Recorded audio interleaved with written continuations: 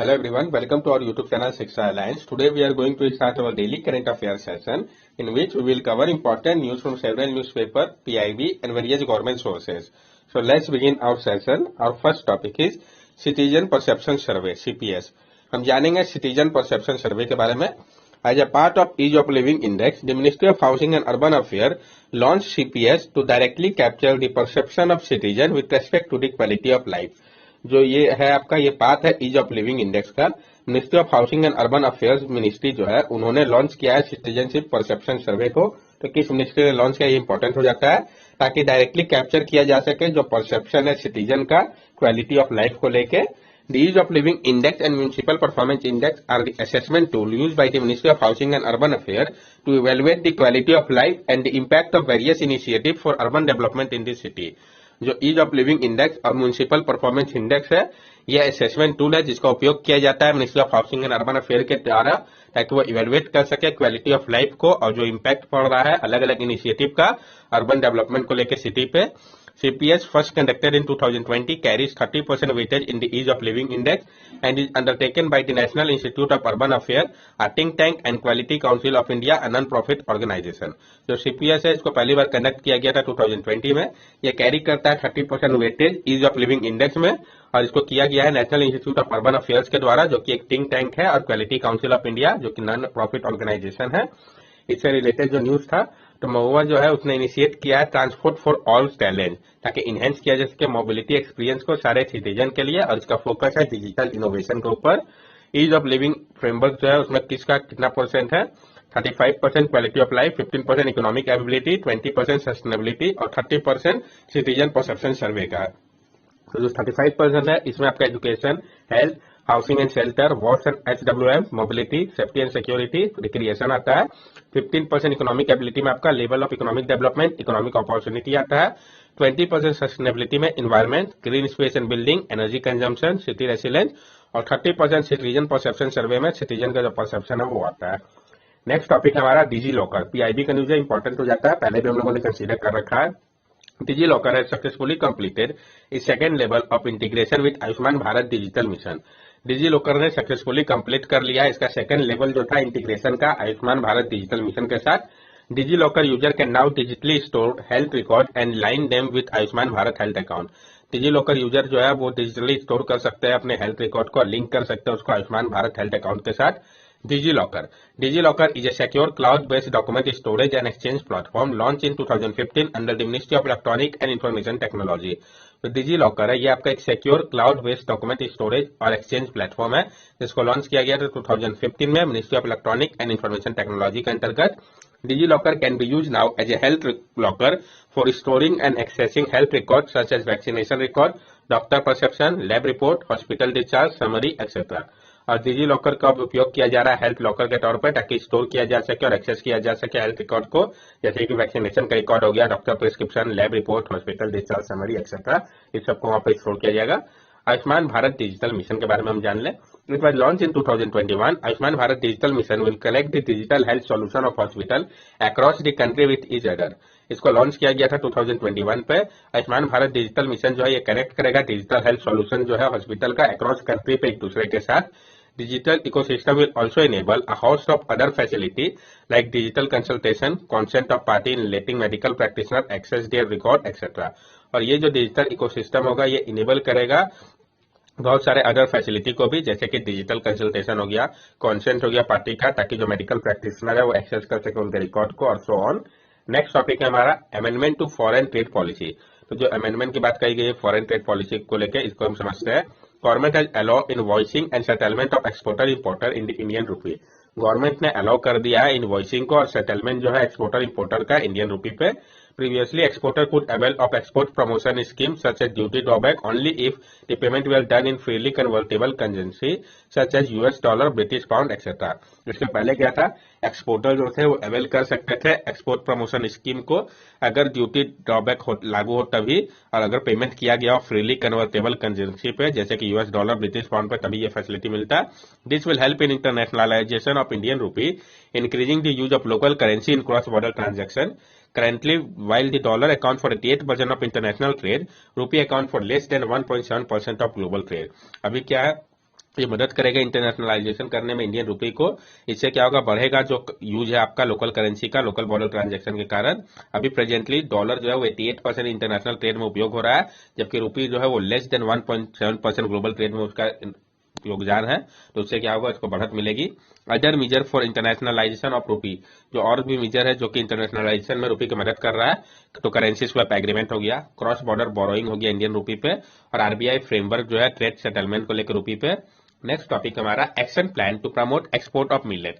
PIB की news है, काफी इंपॉर्टेंट हो जाता है। हम जानेंगे जो एक्शन प्लान है प्रमोट करने के लिए एक्सपोर्ट को मिलेट का। Currently the share of export of millet is nearly 1% of the total millet production. अभी क्या है, जो शेयर एक्सपोर्ट का है मिलेट को लेकर वो सिर्फ 1% है टोटल मिलेट प्रोडक्शन का।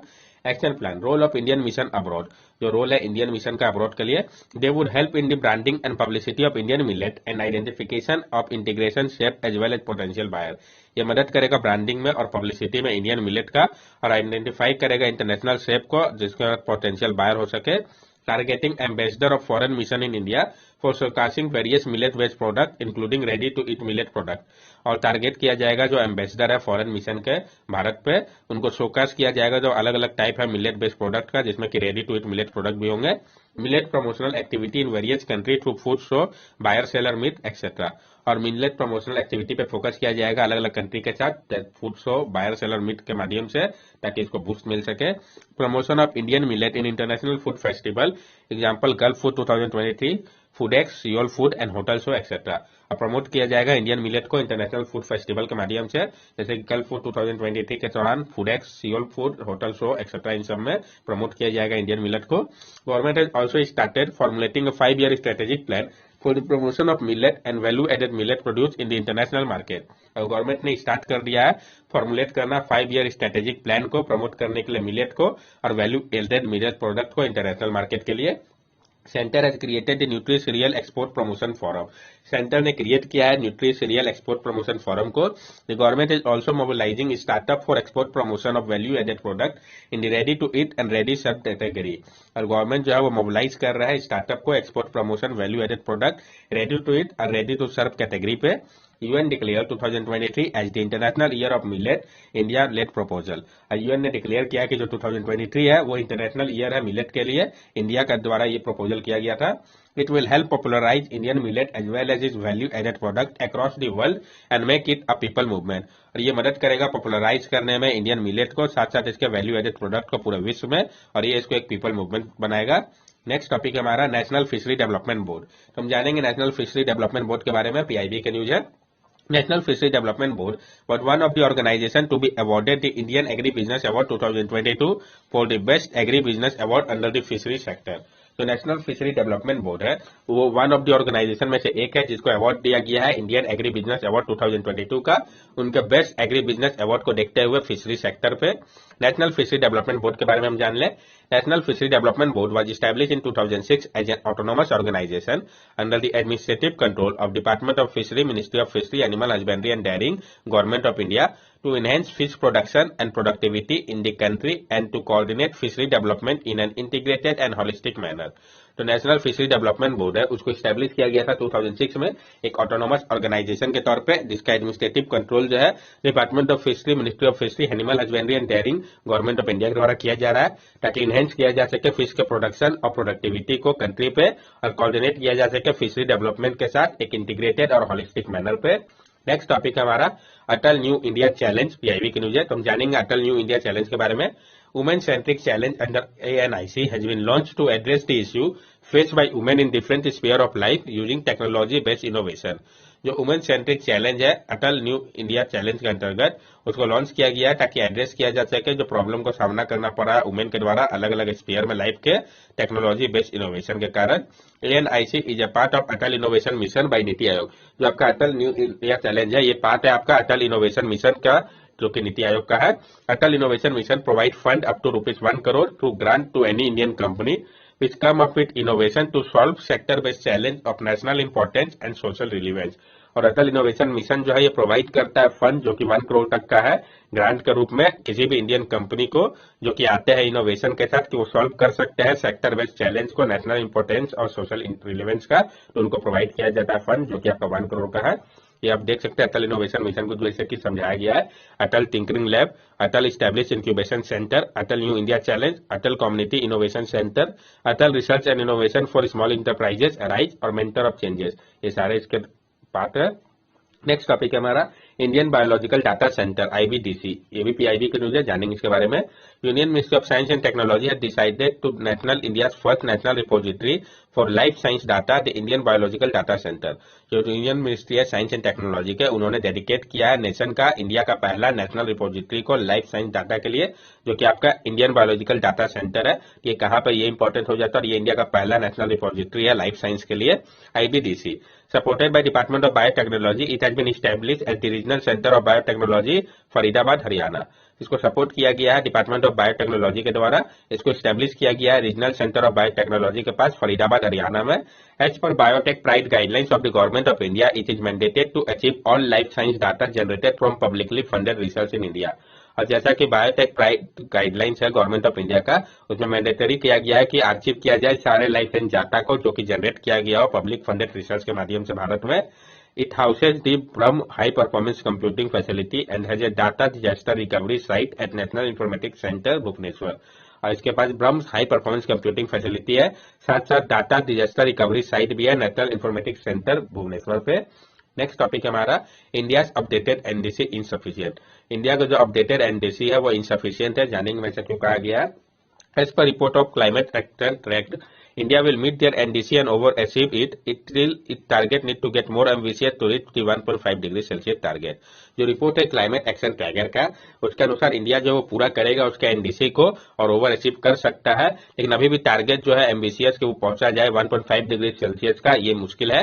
Target announce by India in COP26, जो टारगेट जो कि अनाउंस किया गया था भारत के द्वारा COP26 के दौरान 2020 नेट जीरो टारगेट, यानी 2020 तक भारत का टारगेट है कि वो नेट जीरो हो जाए। Reducing the emission intensity of its GDP by 45% by 2030 from 2005 level. कहा है भारत ने कि वो रिड्यूस करेगा अपने एमिशन इंटेंसिटी को इसके जीडीपी का 45% तक 2030 आने तक, जो 2005 लेवल था उस तक लाएगा। Getting 50% of its cumulative electrical power installed capacity sourced from renewable sources of energy by 2030। और इसका जो 50% cumulative electrical power installed capacity है उसको सोर्स किया जा रहा है रिन्यूएबल सोर्स ऑफ एनर्जी के माध्यम से, जो कि 2030 तक का टारगेट है। A committee on drugs transition setup under sustainable growth pillar of India US strategic clean energy partnership has just suggested setting up Green Energy Transition India Fund to shift away from non-renewable such as coal। एक जो committee है just transition, इसको setup किया गया है sustainable growth pillar के अंतर्गत India US strategic clean energy partnership, जिसने सजेस्ट किया है कि सेटअप किया जाए green energy transition India fund को, जो कि शिफ्ट अवे करेगा नॉन रिन्यूएबल जैसे कि कोल से दूर करेगा। Climate action tracker CAT is an independent scientific analysis produced by two research organizations tracking climate action since 2009। और जब तक क्लाइमेट एक्शन ट्रैकर है ये एक इंडिपेंडेंट साइंटिफिक एनालिसिस है, इसको प्रोड्यूस किया गया था दो रिसर्च ऑर्गेनाइजेशन के द्वारा। ये ट्रैक करता है क्लाइमेट एक्शन को 2009 से ही। That's all for daily current affair session. अगर आपको हमारी वीडियो अच्छी लगी हो तो हमारे चैनल सब्सक्राइब करें, हमारे वीडियो को लाइक करें और ज्यादा से ज्यादा शेयर करें। These are our social media link. From here also you can stay connected with us and give us your valuable feedback. Thank you and have a nice day.